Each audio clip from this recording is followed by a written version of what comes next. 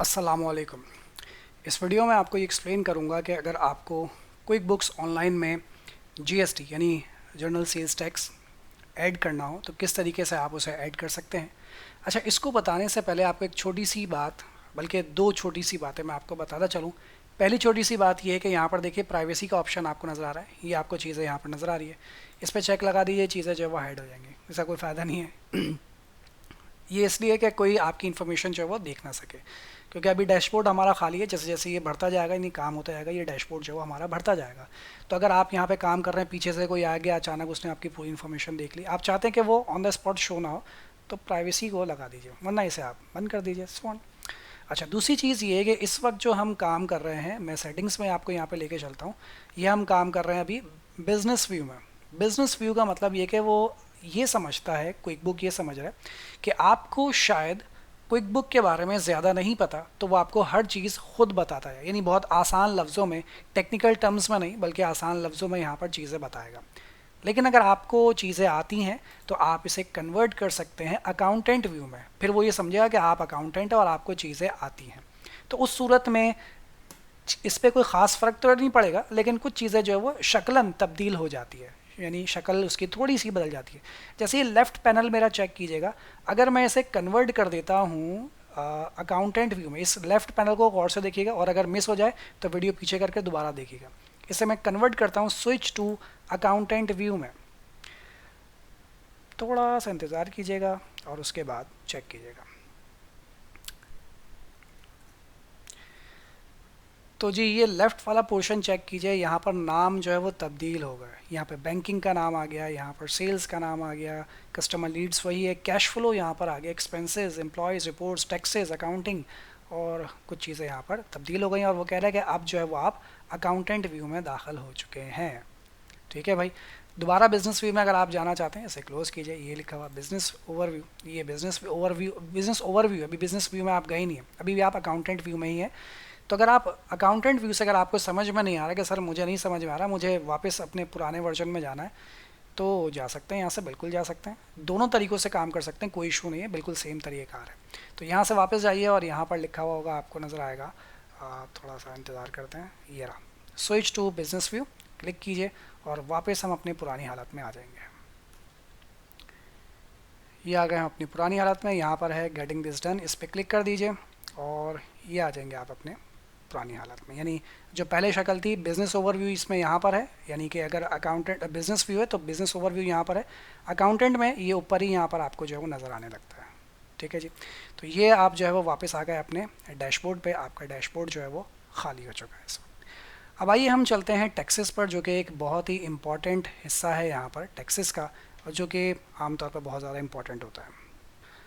अच्छा, टैक्स में यहाँ पर ऐड करने से, यहाँ पे देखिए टैक्सेस आपको नज़र आ रहा है। टैक्स पे ले जाने से पहले मैं आपको एक बात यहाँ पर वाजे कर दूँ कि मैं क्योंकि इसमें टैक्स ऑलरेडी ऐड कर चुका हूँ, इसीलिए मेरी विंडो किसी और टाइप की होगी और आपकी विंडो किसी और टाइप की ओपन होगी। तो आप टैक्सेस पे क्लिक करेंगे, आपके सामने एक विंडो ओपन होगी, आप नेक्स्ट पे क्लिक करेंगे, ठीक है, नीचे गो पर चले जाएंगे सीधा सीधा आके, और जब आप गो पर चले जाएंगे तो फिर आपके सामने कैसी विंडो होगी वो मैं आप बताता हूँ। जो नेक्स्ट विंडो आपके सामने होगी वो कुछ यूँ होगी, जो मैं अभी आपको दिखाऊँगा। आपके सामने ये विंडो ओपन नहीं होगी क्योंकि मेरे पास टैक्सेस मैंने यहाँ पे ऑलरेडी इंक्लूड किए हुए हैं, एक्साइज ड्यूटी वगैरह, ये आपके पास विंडो ओपन नहीं होगी। आपके पास जो विंडो ओपन होगी वो कुछ ऐसी विंडो आपके सामने ओपन होगी, बड़ी सी विंडो होगी, इतनी छोटी नहीं होगी, बहुत बड़ी सी होगी। तो आपको यहाँ पर अपने टैक्स का नाम लिखना, फॉर एग्जांपल आप कहते हैं जीएसटी, ठीक है।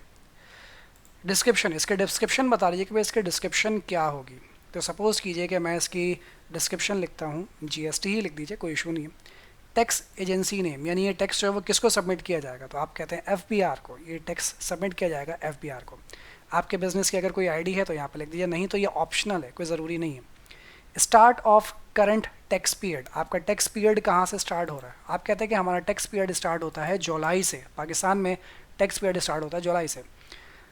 अच्छा, उसके बाद फाइलिंग फ्रीक्वेंसी, आप ये जो जीएसटी है वो कब फाइल करेंगे, यानी कब जमा करवाते हैं, हर महीने में या हर 3 महीने बाद या 6 महीने बाद या साल के आखिर में। तो आप कहते हैं कि भाई हम जीएसटी हर महीने जमा करवाते हैं, मंथली बेसिस पर।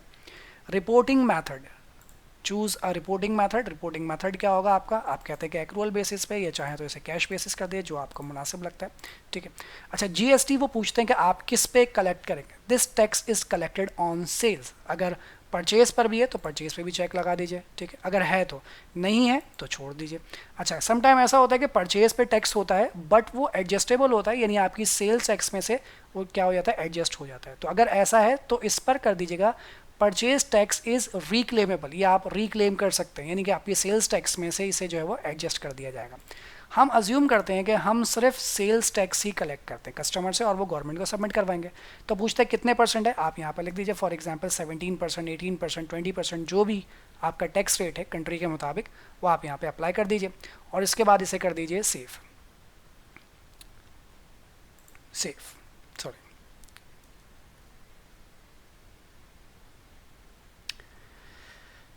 तो जी ये हमारा टैक्स जो है वो यहाँ पर ऐड हो गया। कहाँ चला गया, ये रहा, जनरल सेल्स टैक्स, ठीक है। ये थोड़ा सा नाम चेंज किया है जीएसटी के नाम से, क्योंकि ऑलरेडी बना हुआ था, दोबारा से क्रिएट नहीं हो रहा था, तो मैंने इसका नाम चेंज करके जीएसटी रख दिया। तो जनरल सेल्स टैक्स जीएसटी, ये हमने यहाँ पर नाम चेंज कर दिया इसका, और ये अब जो है हमारे पास मौजूद है। और टैक्स की जो है यहाँ पर हमने परसेंटेज रखी है वो 17% हमने यहाँ पर टैक्स रखा है। आप अपनी मर्ज़ी के मुताबिक जो है यहाँ पर टैक्स रख सकते हैं। कलेक्टेड ऑन सेल्स, अब तक आपने टैक्स जो है वो कितना कलेक्ट किया है वो यहाँ पे शो करेगा। जो भी कलेक्ट होता जाएगा वो यहाँ पर ऑटोमेटिकली शो होता जाएगा। कोई एडजस्टमेंट अगर हुई है, एडजस्टमेंट से मुराद ये है कि टैक्स लिया कितना है, परचेज में कितना दिया, वो सब इसमें एडजस्टमेंट होती है। और ये जो है वो रिटर्न फाइल करने की बात है। जब हम रिटर्न फाइल करेंगे तब हम इसकी बात करेंगे आपने कितना टैक्स जो है वो अब तक गवर्नमेंट को पे कर दिया, कितना अमाउंट बाकी है, एंड सो ऑन। तो यहाँ पर आप जो वो अपना टैक्स अकाउंट यानी सेल्स टैक्स की इन्फॉर्मेशन को यहाँ पर शामिल कर सकते हैं क्विक बुक में। बहुत सिंपल सा तरीक़ार था जीएसटी शामिल करने का, मुख्तसर सा आसान सा तरीक़ार था। तो उम्मीद है कि आपको बात समझ में आ गई होगी। आज के लिए इतना रखेंगे और अगली वीडियो इंशाल्लाह हमारी बहुत इंपॉर्टेंट होगी, जहाँ से हम अपने काम को स्टार्ट करेंगे, आगाज़ करेंगे। चलिए जी, मुलाकात करेंगे आपसे फिर इंशाल्लाह अगली वीडियो में। तब तक के लिए अपना और अपनी फैमिली का बहुत ख्याल रखिएगा। टेक केयर, अल्लाह हाफ़िज़।